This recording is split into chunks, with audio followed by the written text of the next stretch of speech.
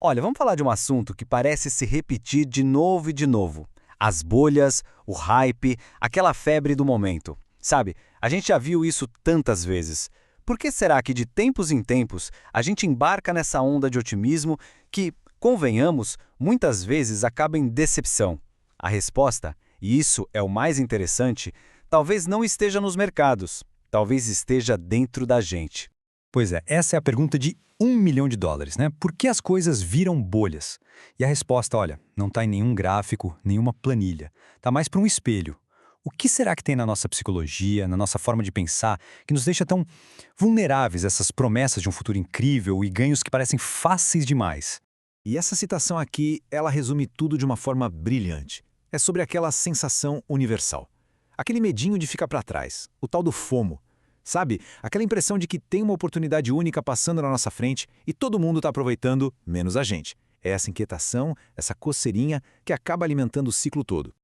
Então, para a gente entender esse quebra-cabeça, nosso caminho vai ser o seguinte: a gente começa falando da busca eterna, depois passa para a anatomia de uma bolha, entende o custo humano disso tudo, vê como a tecnologia virou um acelerador digital e no final a gente reflete sobre o que resta. Parece um bom plano, né?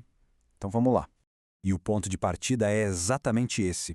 Antes de tentar entender o mercado, a gente precisa olhar para dentro. A raiz de tudo isso está na nossa busca constante por algo novo, por alguma vantagem, por aquela coisinha que vai nos colocar na frente. É quase que um instinto, sabe? Essa busca sem fim pela próxima grande coisa. Isso faz com que a gente pule de novidade em novidade, muitas vezes sem dominar nada de verdade. E o mais doido é que esse padrão não fica só nas finanças, não. Ele se espalha para a carreira, para os relacionamentos, para as escolhas que a gente faz na vida. Porque no fundo, no mundo que não para de mudar, ninguém quer ser a pessoa que ficou para trás, né? Ok, mas como é que esse sentimento, que é super pessoal, vira um evento de mercado gigantesco? A verdade é que, por mais que pareça um caos total as bolhas, elas seguem um roteiro. Um padrão que é, olha só, surpreendentemente previsível. O ciclo é um clássico. Pensa bem. Primeiro, sempre tem uma boa história. Uma inovação que parece promissora de verdade, sabe? Aí essa alta inicial começa a chamar a atenção, as histórias de sucesso aparecem e pronto, o medo de ficar de fora entra com tudo. Logo, as pessoas não estão mais comprando pelo valor real, mas só na expectativa de vender mais caro depois. Aí os preços disparam, se desconectam da realidade. A bolha está formada. Até o momento em que a confiança some, e aí todo mundo corre para vender ao mesmo tempo, o castelo de cartas vem abaixo. E o mais incrível é que isso não é de hoje, de jeito nenhum. Esse padrão se repete há séculos. Lá nos anos 1600, a boa história eram as tulitas. Nos anos 90, foi a internet. Nos anos 2000, os imóveis. Mais recentemente, as criptomoedas. A tecnologia muda, o ativo da vez muda, mas a psicologia humana por trás de tudo isso continua igualzinha. Isso nos leva direto para o coração da questão, né? Se o padrão é tão claro, por que raios ele continua acontecendo? A resposta está no custo. No enorme custo emocional e psicológico que esses ciclos todos trazem para a gente. É o que a gente pode chamar de efeito chicote emocional. Olha só o contraste. Durante a euforia, tem a pressão social, aquela ilusão de controle e a famosa frase, dessa vez é diferente. Mas e depois que estoura? Aí vem a perda financeira real, vem a culpa, a vergonha, aquela sensação de eu fui estúpido e um estresse que pode se arrastar por muito, muito tempo.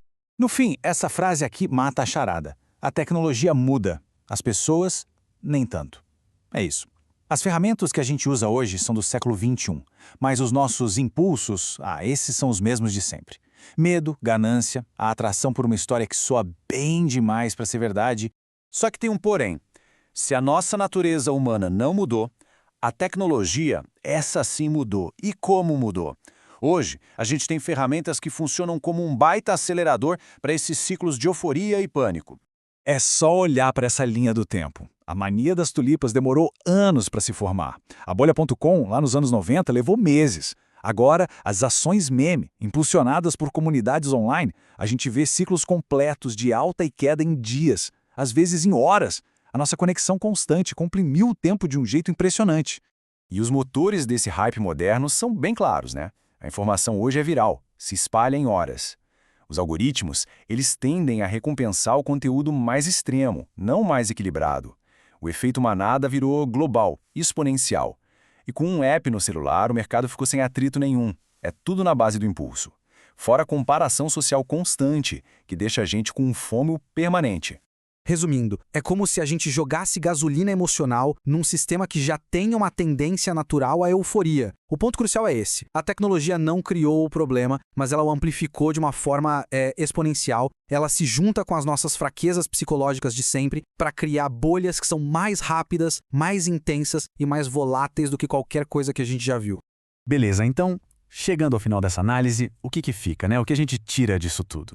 Como é que se navega nesse cenário maluco onde a nossa psicologia de sempre colide com a tecnologia mais moderna que existe? Se a gente fosse criar uma fórmula da bolha moderna, seria mais ou menos isso aqui. A psicologia humana ainda é o maior pedaço, claro. Mas olha os outros ingredientes. Algoritmos emocionais, a velocidade da informação, o acesso facilitado ao mercado, são todos catalisadores poderosíssimos que transformam a possibilidade em uma realidade. E aqui está o grande paradoxo da nossa época, né? A gente tem mais acesso à informação do que em qualquer outro momento da história. Dados, análise, está tudo a um clique de distância. E mesmo assim, no fim do dia, quem parece que está no volante das nossas decisões são as nossas emoções mais antigas. E para fechar, fica essa provocação para a gente pensar. O problema é a conexão ou é a emoção? A tecnologia nos conectou de um jeito que a gente nunca imaginou, sem dúvida. Mas será que ela não está só jogando um holofote e amplificando o que sempre esteve aqui dentro? Talvez o grande desafio não seja dominar a próxima tecnologia, mas sim finalmente entender a gente mesmo. Fica aí a reflexão.